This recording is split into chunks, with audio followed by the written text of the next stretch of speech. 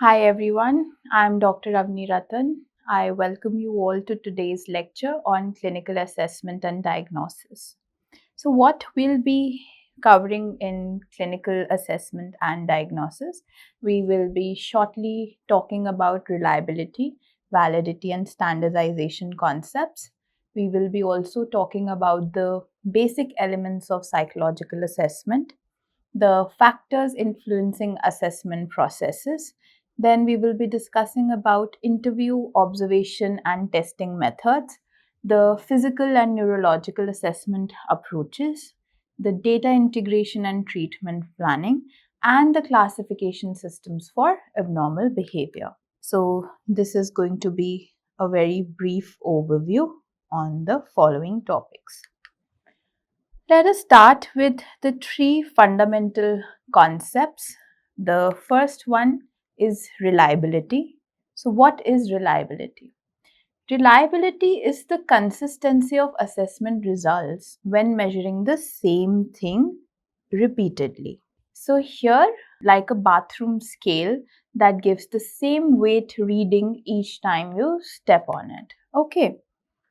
So, talking about few kinds of reliability, the first is the test retest. So, here same results when administered to the same person at different times.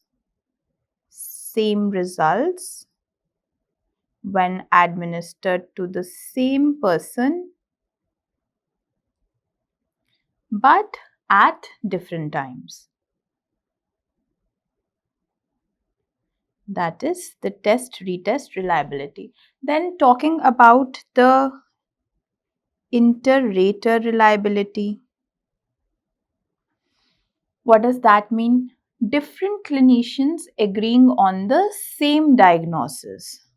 Okay, so here we are talking about different clinicians agreeing on the same diagnosis. Let's just say somebody came to me, I diagnosed them as having an X disorder, goes to another clinician, same diagnosis, third clinician, same diagnosis. That would be inter-rater reliability. Okay, so poor reliability occurs when three different clinicians give three different diagnoses to the same patient, right? So that can result from differences in training, maybe in experience, or the time that was spent with the patient. So reliability, talking about test, retest, and inter-rater. Now, talking about validity. Validity is whether a test actually measures what it claims to measure, what it purports to measure, right? So, does the test do what it was designed to do? That is what validity would mean. So, an IQ test should predict academic success, right? So, in diagnosis, validity means that the diagnosis provides meaningful information about the person. Here, we are getting meaningful information about the person, right?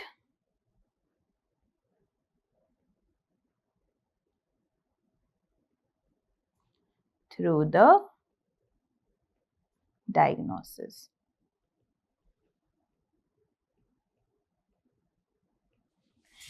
Okay. So a valid diagnosis, it helps predict the course of the disorder. Okay. So there's an important relationship here. Reliability is necessary for validity, but reliability alone doesn't guarantee validity, right? So handedness can be reliably measured but doesn't predict mental health status. All right. Now coming to standardization. So what is standardization? Administering, scoring, and interpreting tests in a consistent standard manner. So the key points here are that it makes tests fairer by treating everyone the same way. Tests become fairer as everyone is treated the same way. It allows comparison of individual scores to a reference population. So here, comparisons of individual scores to a reference population can be done. What is a reference population? It is also the normative sample.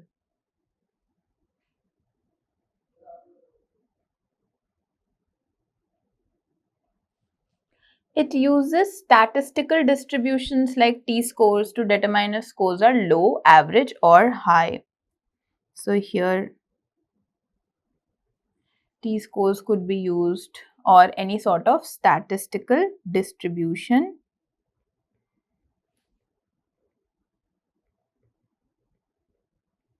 is used. It ensures consistent application across different testing situations. There is a consistency which is involved over here.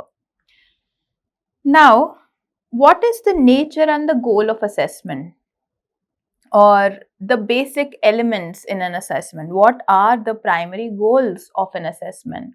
So first is that we identify the presenting problem. So what symptom is the client experiencing?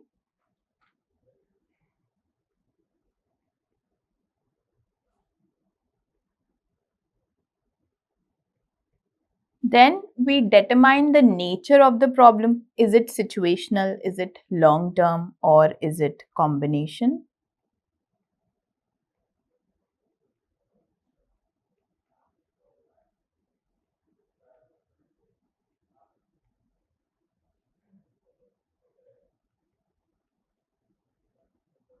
Then we also assess the cognitive functioning, any recent deterioration in thinking capabilities, right? So that also we need to assess. We also evaluate the duration and coping. How long has this been going on? How is the person handling it?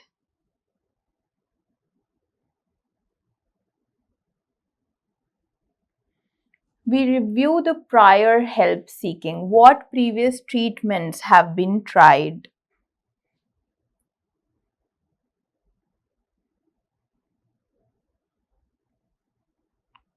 Then we assess the functioning impact. How has this affected work, relationships, daily living? Right?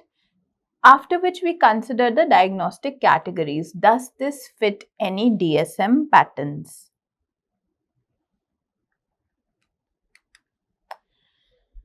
What does a comprehensive assessment include? First, it includes a behavioral history. How does the person typically respond to situations?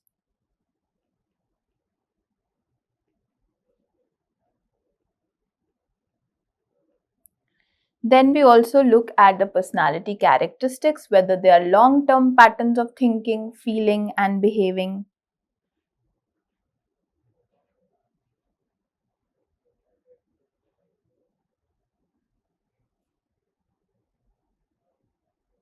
Then we look at the environmental factors, what demands and supports exist in the person's life.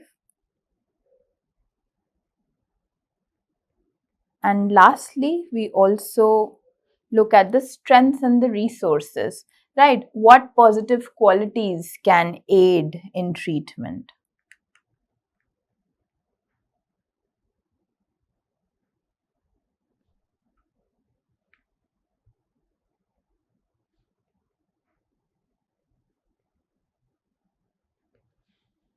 So, assessment is an ongoing process. It is important at the treatment beginning, during therapy, and also at its completion.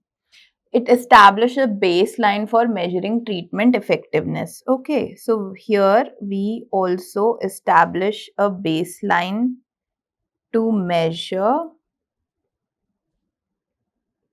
treatment effectiveness. Let's just say somebody has come to you with signs and symptoms of depression. You might want to go ahead with a baseline um, assessment for as to finding that, okay, what is the category at which the person currently is experiencing the signs and symptoms. Maybe it is mild, maybe it is moderate, maybe it is severe.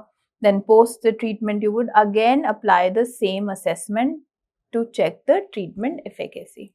Now, it helps to make crucial decisions either about hospitalization, either about family involvement and other treatment approaches. And sometimes it must be done quickly in emergency situations. Okay, so what are the important factors that influence assessment? It ensures culturally sensitive assessment procedures. First is this. Second is that in the culturally competent requirements, we understand the diverse racial, ethnic, and cultural differences or the backgrounds. We recognize the language barriers and the cultural differences. We usually, use culturally validated assessment tools only. And we also consider the socioeconomic status, ethnicity, and gender impacts. So, what are the key considerations here? Maybe language issues. So, non English speakers may perform poorly due to language barriers and not due to psychological problems. Then cultural differences also contribute to what's considered normal various across cultures. Then there are translated tests. They may not measure the same things in different cultures. And it also ensures fairness. It ensures no cultural bias in test interpretation. Okay. So the influence of professional orientation, how, we can discuss about how theoretical orientation also affects the assessment process. The first is a biological approach. This usually focus on the biological causes. It emphasizes the medical evaluation and biological factors. So here the biological causes are considered. Then the psychodynamic approach, it uses the unstructured tests like Rorschach. Right, so the psychodynamic approach uses Rorschach, sometimes thematic apperception test.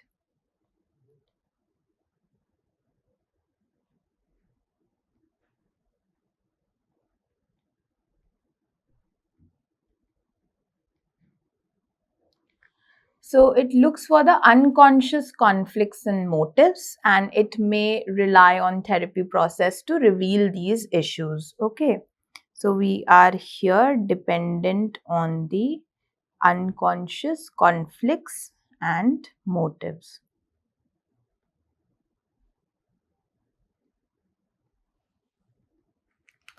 Now, the behavioral approach. It uses behavioral observation and self-monitoring, right? So this one uses behavioral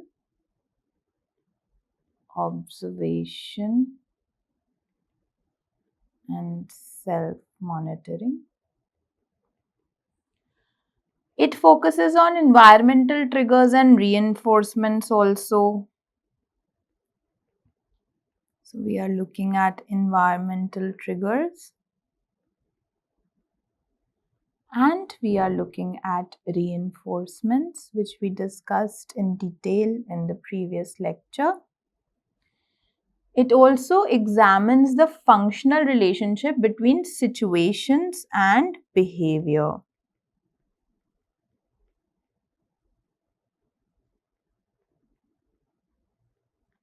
Talking about the cognitive approach, it emphasizes dysfunctional thought process.